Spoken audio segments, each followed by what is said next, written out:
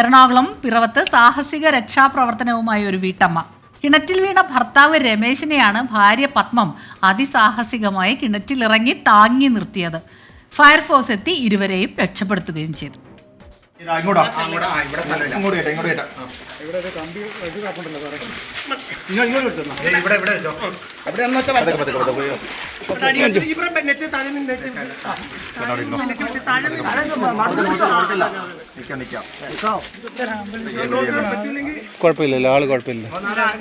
ഇന്നലെ വൈകിട്ടോടെയാണ് സംഭവം. കുരുമുളക് പറിക്കുന്നതിനിടെ മരമൊടിഞ്ഞ് രമേശൻ കിണറ്റിലേക്ക് വീഴുകയായിരുന്നു. 40 അടിയോളം താഴ്ചയിലേക്കായിരുന്നു രമേശൻ വീണത്. കിണറ്റിൽ 5 അടിയോളം വെള്ളവും ഉണ്ടായിരുന്നു. അഗ്നിരക്ഷാസേന സ്ഥലത്തെത്തുന്നതുവരെ രമേശിനെ താങ്ങി ഭാര്യ പത്മം കിണറ്റിൽ തന്നെ നിന്നു. അഗ്നിരക്ഷാ ഓഫീസർ AK പ്രഭുവിന്റെ നേതൃത്വത്തിലാണ് ഇരുവരെയും രക്ഷപ്പെടുത്തിയത്. ഉടൻ പിറവം ഗവൺമെന്റ് ആശുപത്രിയിൽ എത്തിച്ച് പ്രാഥമിക ശുശ്രൂഷകൾ നൽകി. നിലവിൽ ഇരുവരും എറണാകുളം മെഡിക്കൽ ട്രസ്റ്റ് ആശുപത്രിയിൽ ചികിത്സയിലാണ്. രണ്ടുപേരുടെയും ആരോഗ്യനില തൃപ്തികരമാണെന്ന് ആശുപത്രി അധികൃതർ വ്യക്തമാക്കി. 24 കൊച്ചി. അപ്പോൾ കിണറ്റിൽ വീണ ഭർത്താവ് രമേശിനെ അതിസാഹസികമായി രക്ഷപ്പെടുത്തിയ ഭാര്യ പത്മമാണെന്ന് നമുക്കൊപ്പം അതിഥിയായി ചേരുന്നത്. നമുക്ക് എന്താണ് സംഭവിച്ചതെന്ന് നേരിട്ട് ആ ചേച്ചിയോട് ചോദിച്ചറിയാം. ചേച്ചി നമസ്കാരം.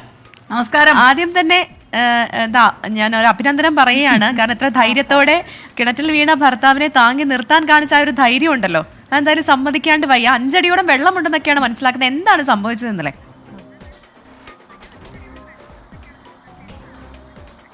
ഇന്നലെ ഒരു 3 മണിയോടുകൂടി കുരുമുളക് പറിക്കുന്നതിനായിട്ട് ഒരു കൊന്നമരത്തിൽ കോണി ചാരിയിട്ട് പറിച്ചുകൊണ്ടിരിക്കുന്ന സമയത്ത് കൊന്നമരം ഒടിഞ്ഞ് കിണറിന് സമീപത്തുള്ള കൊന്നമരം ആയിരുന്നു. അത് കൊന്നമരം ഒടിഞ്ഞ് കിണറ്റിലേക്ക് ആള് വീഴുകയാണ് ഉണ്ടായത്. ചേച്ചി, കൊന്നമരത്തിന്റെ അവിടെ ഏണി ചാരി എന്ന് പറയുമ്പോഴേ കൊന്നമരം അത്ര വലുതായിരുന്നു ചേച്ചി? സാധാരണ ഈ പത്തല് ചെറിയ മരമല്ലേ ഈ കൊന്നമരം? ഏണി ചാരി ബലം ഉണ്ടോ അതിന്?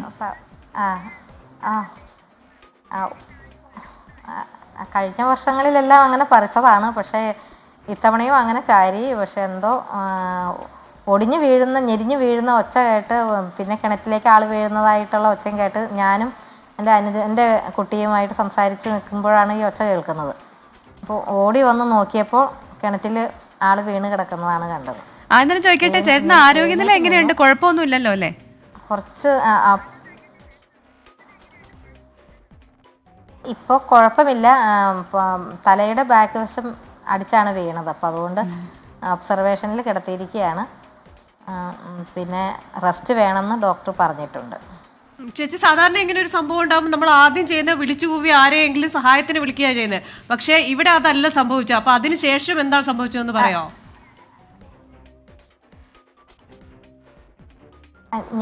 ഞാൻ അനുജൻ്റെ കുട്ടിയും ഞാനും കൂടി ഒച്ചയെടുത്ത് തന്നെയാണ്.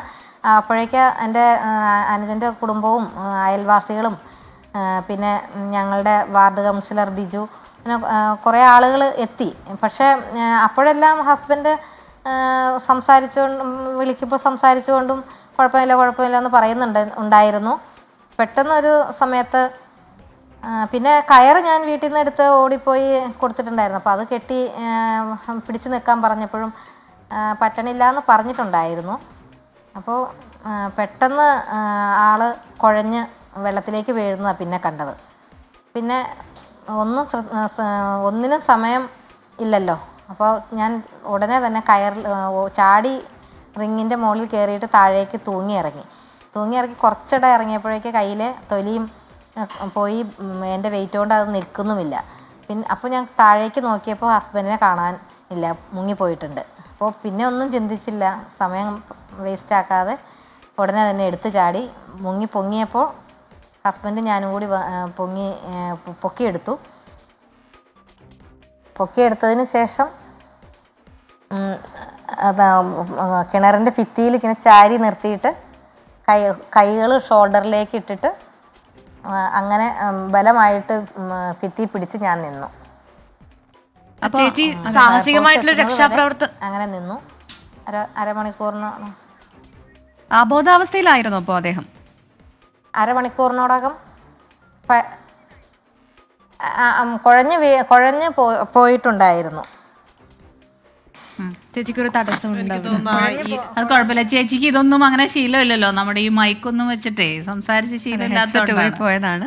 അത് പതുക്കെ ചേച്ചി വെക്കട്ടെ. എന്തായാലും മെഡിക്കൽ ഇതിലൊക്കെ ഡ്രസ്സിലാണ്. വലിയ കാര്യം ചെയ്ത് ചേച്ചി അതെ ഇപ്പോ നമുക്ക് പറ്റുന്ന കാര്യമാണോ? പക്ഷെ നമ്മള് ചെവിയിൽ ചിലപ്പോ ഈ സാധനം വെച്ചോണ്ട് നിൽക്കുമായിരിക്കും, പക്ഷെ ഇതുപോലൊരു ധൈര്യം നമുക്ക് അതെ അതെ അതെ, വിപതി ധൈര്യം എന്നൊക്കെ പറഞ്ഞതാണ് ചേച്ചി. ആ കറക്റ്റ് സമയത്ത് റിഫ്ലെക്സ് ആക്ഷൻ ആണ് ചേച്ചിയുടെ അല്ലെ, അപ്പൊ തന്നെ എടുത്ത് ചാടി. എന്താ ചോദിച്ചു വന്നില്ല, പ്രിയപ്പെട്ട ഒരാളിങ്ങനെ വീഴുമ്പോഴേ നമ്മൾ ഉറക്കെ കരയുകയോ ബോധം കെട്ട് വീഴുകയോ ഒക്കെ ചെയ്യാണ് പതിവ്. അതല്ലാതെ ആ പ്രായോഗികത തന്നെയാണ് ചേച്ചി, സമ്മതിക്കണം ചേച്ചിയെ.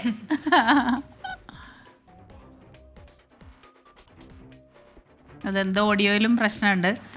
എന്തായാലും നമ്മുടെ ഒരു പ്രിയപ്പെട്ടവർ അപകടത്തിലേക്ക് എത്തുന്നു എന്ന് പറയുമ്പോൾ നമുക്ക് ഉണ്ടാവുന്ന ഒരു ധൈര്യമുണ്ട്. ആ ധൈര്യമാണ് അവിടെ കണ്ടതെന്ന് തോന്നുന്നു. എന്തായാലും ചേച്ചിക്ക് ഒരുപാട് അഭിനന്ദനങ്ങൾ അല്ലേ. അതെ, വിപതി ധൈര്യം ഉണ്ടാകാം, അല്ലെങ്കിൽ ഈ പറയുന്നത് പോലെ പെട്ടെന്നുണ്ടായ ഷോക്കില് നമ്മുടെ അത്രയും പ്രിയപ്പെട്ട ആളാണെന്നൊരു ആദ്യമേ നമ്മൾ ചിലപ്പോൾ ബോധം കെട്ട് വീഴാനുള്ള ഒരു സാധ്യത, അല്ലെങ്കിൽ ഉറക്ക കരയുക, അങ്ങനെ സമയം പോയേനെ. ചേച്ചി പറഞ്ഞ കേട്ടാ, ഒട്ടും സമയമില്ലല്ലോ, അതിനൊന്നും സമയമില്ല. പിന്നെ ആ കിണർ നമുക്ക് കണ്ടറിയാം, നല്ല ആഴമുണ്ട് ശരിക്കും പറഞ്ഞാല്. മറ്റൊരു വാർത്ത നമ്മൾ കാണാറുണ്ട്, ഈ കുട്ടികളൊക്കെ ഒരു സമയത്തുണ്ടായിരുന്നു, കുട്ടി കിണറിൽ വീണ് മറ്റൊരു കുട്ടി രക്ഷപ്പെടുത്തുന്നൊക്കെ ഉള്ളത്. അങ്ങനെ ആ ഒരു സമയത്തുണ്ടാകുന്ന ഒരു ആത്മധൈര്യം എന്നുള്ളത്. എന്തായാലും നമ്മുടെ ഈ വിമൻസ് ഈവനിങ്ങിൽ ചേച്ചിയെ തന്നെ അതിഥിയായി കൊണ്ടുവരാൻ പറ്റിയതിൽ വലിയ സന്തോഷം. ചേച്ചി ഇപ്പോഴും ചേട്ടൻ്റെ ബൈസ്റ്റാൻഡറായിട്ട് ആശുപത്രിയിലാണ്. ചേട്ടൻ ആശുപത്രിയിൽ തന്നെ ഉണ്ട്.